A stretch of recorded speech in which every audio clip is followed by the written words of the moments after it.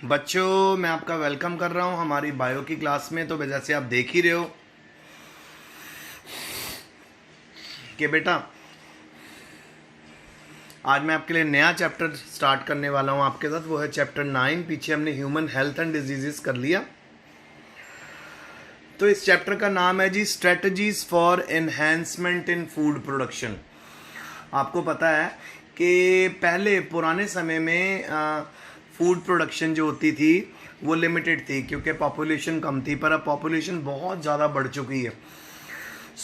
अगर हम पुराने मेथड्स को फॉलो करें तो बेटा फूड प्रोडक्शन इतनी कम होगी कि हम पूरी की पूरी पॉपुलेशन को फीड नहीं कर पाएंगे।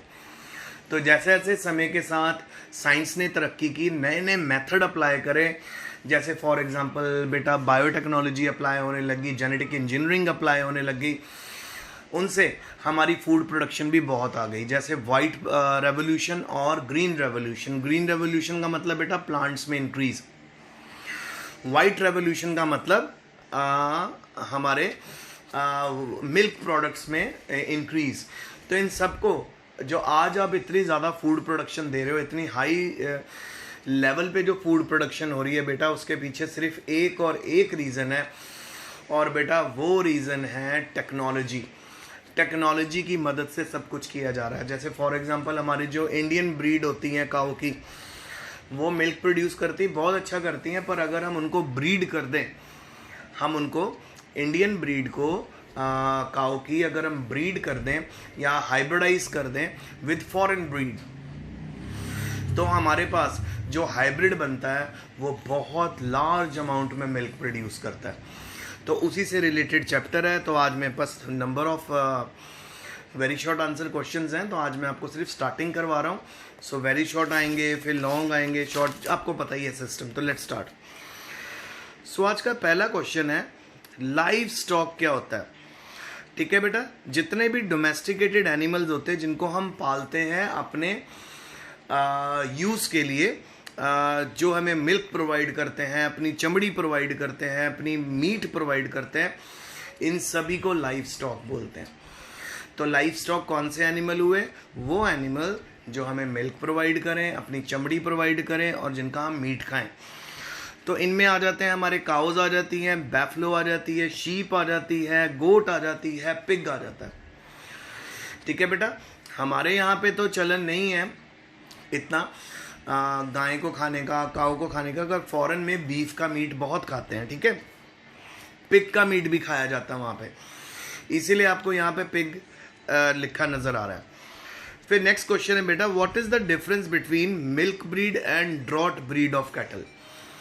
एक मिल्क ब्रीड है और एक ड्रॉट ब्रीड है, दोनों के बीच में डिफरेंस बताओ बेटा। मिल्क ब्रीड जो कैटल की होती है उसका काम होता है बेटा मिल्क प्रोड्यूस करना, ठीक है, जबकि जो ड्रॉट ब्रीड होती है उसका काम होता है एग्रीकल्चर पर्पसेस में उसका काम लिया जाता है, उससे हल चलवाया जाता है और बहुत से काम लिए जाते हैं। ठीक है, दो यूजेस बताइए ड्रॉट कैटल के। ड्रॉट कैटल जी हमें प्लगिंग में मदद करती है, हैरोइंग में मदद करती है, लेवलिंग में मदद करती है। मतलब ड्रॉट ब्रीड हमारा किस चीज़ का काम कर रही है? ड्रॉट ब्रीड बेटा हमें ना खेतों में काम करने में मदद आ रही है। अच्छा, फिर उसके बाद they are used in driving cart for transport.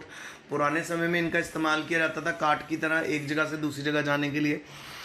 दो high yielding milk cross breeds बताइए काऊ की। क्रॉस नाम आ गया तो मतलब यहाँ पे ह्यूमन काऊ को इंडियन आप कह सकते हो कि हमारे इंडियन काऊ को फॉरेन की ब्रीड के साथ क्रॉस किया जाता है।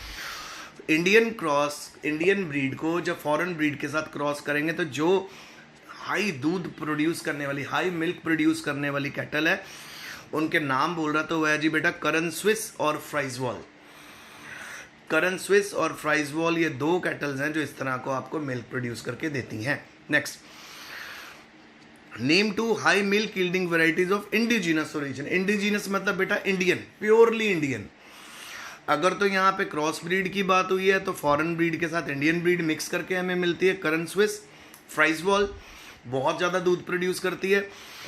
और मिल्क यील्डिंग वैरायटी में आ जाती है आपकी बेटा गीर, गुजरात से है, साहिवाल पंजाब से है, रेड सिंधी और देवनी ये भी हमारी इंडियन ब्रीड है, प्योर इंडियन ब्रीड, ठीक है। ये भी बहुत कॉस्टली होती है काऊ।